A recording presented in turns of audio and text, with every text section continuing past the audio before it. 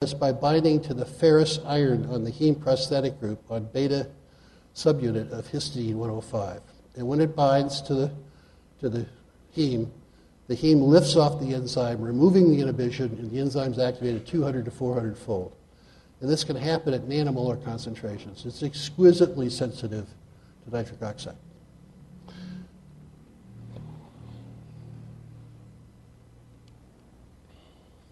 This is what an NO donor will do in blood vessels. After the tracheal smooth muscle, GI smooth muscle, we did move on to blood vessels once we understood all the biochemistry. I think it would have been impossible for us to sort out the biochemistry had we started with blood vessels. And that's why we didn't start with blood vessels. It's too heterogeneous. But if we pre-contract the blood vessel with norepinephrine or phenylephrine, it breaches the contraction. It's stable in a few minutes. We then add an NO donor, in this case nitric oxide. Within a few seconds, cyclic GMP levels go up. They peak in about a minute. The messenger decreases back to basal, but the relaxation persists. And why does it persist? Is it because cyclic GMP is not related? No, it's because the half-life of the downstream regulators is much longer than the messenger. Very common messenger pathway. The messenger peaks, disappears, but the effect persists for 10, 20, 30 minutes. And if it happens to regulate some genes, it'll persist a long time, obviously, hours and hours. So in 1978, we were really getting pretty cocky about this nitric oxide pathway. Our colleagues were very skeptical. They thought we were crazy and that a free radical could not activate an enzyme, but we were persistent and pushed on it pretty hard. And we said, we know how nitroglycerin works and other nitro vasodilators. They're prodrugs to make nitric oxide, to make cyclic GMP, to cause relaxation. And as a pharmacologist, when you've got an exogenous material that works in the system, you should ask yourself, is it mimicking an endogenous pathway?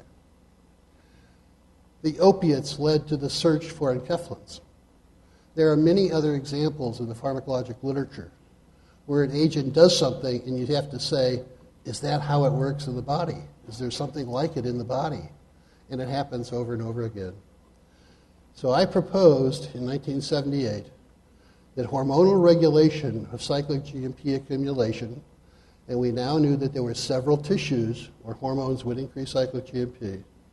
I said the hormones are doing this by regulating redox pathways and the production of nitric oxide from some endogenous precursor. We didn't know what it was at the moment, at that point in time. And that the NO generated increases cyclic GMP to cause the biologic effect. This hypothesis turned out to be true, and 10 or 15 years ahead of the curve. But we couldn't prove it, because the concentration of nitric oxide participating as an intracellular messenger, which I proposed here, had to work at only nanomolar concentrations. There wasn't technology to measure it at those concentrations, or as oxidation products, nitrite and nitrate. It took another 7 or 8 years of developing new technology to prove that we were right. And by the time we had the technology, several other labs became interested with electrodes and chemiluminescent methods. And by the mid to late 1980s, we all came to the conclusion that Murad was right back in 1978. It is an intracellular messenger. In 1980, Robert Furchgott, a vascular pharmacologist at the State University of New York in Brooklyn, had found for the first time that a group of hormones, acetylcholine, histamine, bradykinin, which were known to be hypotensive in animals and man to lower blood pressure, but always failed to cause relaxation in the organ bath in the laboratory, would now for the first time relax vascular smooth muscle. And the reason that it did is because his technician changed the procedure. And instead of making vascular strips on his finger and trimming off the adventitia and touching it with filter paper, destroying the endothelium, he now made sausages, rings. Mounted the rings, and I'll be darned, they all caused relaxation.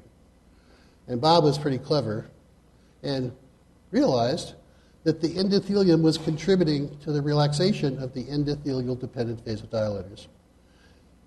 And it was causing the release of a substance, endothelial-derived relaxant factor, EDRF. He presented this work at a seminar in Virginia when I was still there. And after his seminar, I was very excited, and I went up to him. It turned out that EDRF had a half-life of a few seconds. It was very reactive. It was affected by many of the agents that we were using to block or influence nitric oxide and nitroprusside. And I said, Bob, EDRF is a reactive species. It might be a nitric oxide complex or adduct or something else, some other free radical. And it has to work through cyclic A, cyclic G, or calcium. And let me help you figure that out. So we agreed to collaborate and figure it out together because we thought it was an important subject.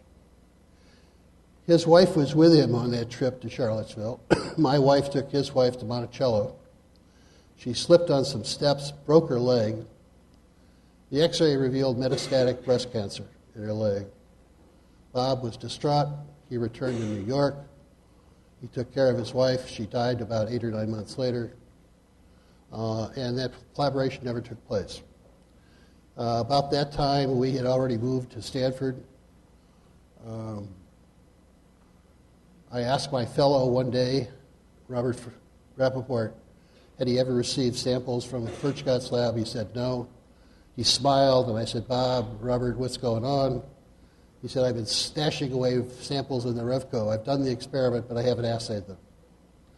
I said, I want the answer tomorrow morning, Robert. So he stayed late, and he assayed them, and sure enough, the next day we learned that Furchtgott was right. That EDRF coming out of the endothelium causes relaxation. And the relaxation to acetylcholine or these other substances only occurred if the endothelium was intact. If we took off the endothelium, there was no relaxation.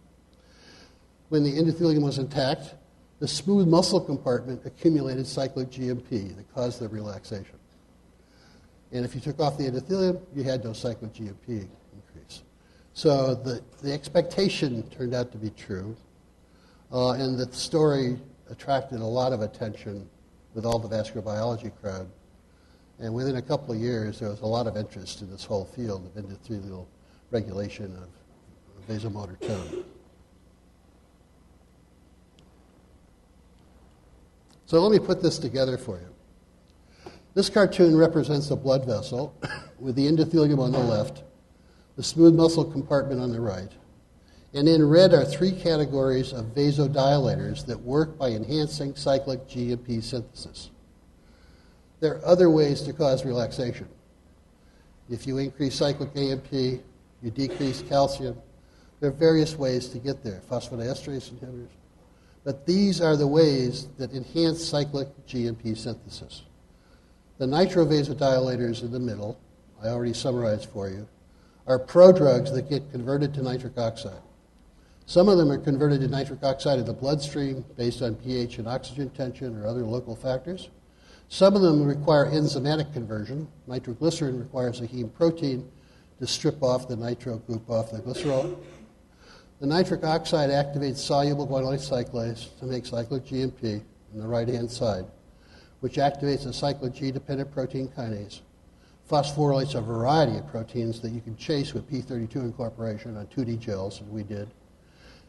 And it decreases, by phosphorylating these proteins, it decreases cytosolic calcium, the entry from the outside as well as the redistribution within inside. The calcium calmodulin-dependent enzyme, myosin light chain kinase, activity is dependent on calcium levels. When you decrease calcium, you diminish the activity of myosin light chain kinase. And that's what cyclic GMP does. It decreases calcium. It decreases the activity of myosin light chain kinase, decreases the phosphorylation of myosin light chain. When you have myosin filaments, actin filaments, and you phosphorylate the myosin filaments, the filaments slide together, latch, you have contraction. You dephosphorylate, they slide apart, you have relaxation. And that's regulated by the availability of calcium calmodulin being regulated by cyclic GMP and upstream nitric oxide. The endothelial-dependent vasodilators do exactly the same thing. There's no difference pharmacologically or biochemically. However, they require the integrity of the endothelium. Why is that? Because that's where their receptors are. The receptors for the endothelial-dependent vasodilators are not on the smooth muscle, they're on the endothelium. And what they do when they interact with their appropriate receptors is increase cytosolic calcium in the endothelial cell, activating an enzyme, nitric oxide synthase, that converts L-arginine to EDRF, which is nitric oxide. It then goes over to the smooth muscle compartment to work just like NO donors, no different. The third category are the atriopeptins. When Pilati was looking at the organization of the cell, he noticed that in cardiac atria there were granules. Usually when you see granules, it's indicative of stored packets of peptide hormones, like chromaffin tissues. De Bold in Canada became interested in those granules. He isolated them. He isolated the peptide, sequenced it, turned out to be atrial natriuretic factor. Atrial natriuretic factor attracted the attention of several laboratories, Phil Needleman and others, to show that it was a vasodilator, and it also had natriuretic properties of the kidney. It had a lot of features of the nitrovasodilators that we were working with, and also had some of the features of E. coli heat-stable enterotoxin that we had worked with to cause diarrhea in the intestinal epithelial cells. So we tested it, and sure enough, it activates the particulate isoform of guanylate cyclase, GCA and B. Since then, there are a family of these peptides, AMP, BMP, CMP. And the particulate cyclases are the receptors for these atriopeptins. In fact, the receptor and particulate cyclase are one and the same protein when you purify them and express them. So you make cyclic G now by a different isoform of the cyclase, but it causes relaxation by the same pathway and mechanism.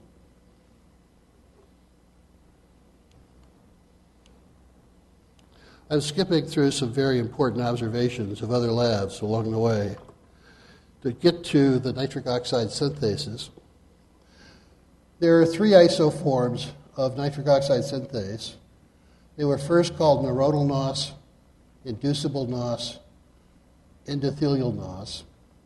And about 20 years ago, we said they're so ubiquitous all over the place, let's rename them NOS 1, 2, and 3 in the chronological sequence in which they were first characterized, purified, and cloned. There's a lot of homology between them, about 50 or 60%. They're complicated enzymes. They can be phosphorylated by kinases. They got complex cofactor requirements. Interestingly, NOS2 is usually not present in tissues unless there's been an inflammatory insult, because the gene is regulated by NF-kappa B, which is regulated by pro-inflammatory cytokines. So if you see NOS2 transcript or protein, it means there's been an inflammation in that system, that tissue. So it's become a biomarker.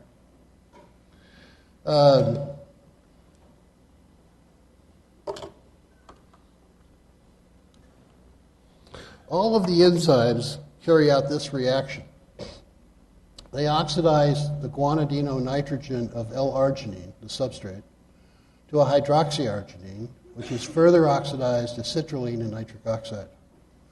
The enzyme uses a very complicated array of cofactors. The enzyme requires oxygen, NADPH, L-arginine as substrate, FMN, FAD, tetrahydrobiopterin, calcium calmodulin. Those are important. Why are they important? Because I'm going to tell you shortly, there's a very serious disorder that affects probably most of you in this room called endothelial dysfunction, where you don't have the right cofactors in your blood vessels to make enough nitric oxide. And we'll talk more about that. It also brings up the notion of how we might overcome some of this with nutritional supplements and antioxidants. So let me put the pathway together now. Hormones and other first messengers or ligands interact with their appropriate receptor on the appropriate cell type to regulate the cofactors that are required for NOS. Most often it regulates calcium. but it can regulate other cofactors in ADPH, oxygen tension, tetrahydrobiopterin, etc. The L-arginine is converted by NOS, 1, 2, or 3, and they're all present in a variety of tissues. And they can be in mitochondria, they can be all over the place. They convert this to nitric oxide, which is also EDRF, and that then activates the soluble guanylate cyclase to make cyclic G that activates a kinase to phosphorylate a variety of proteins.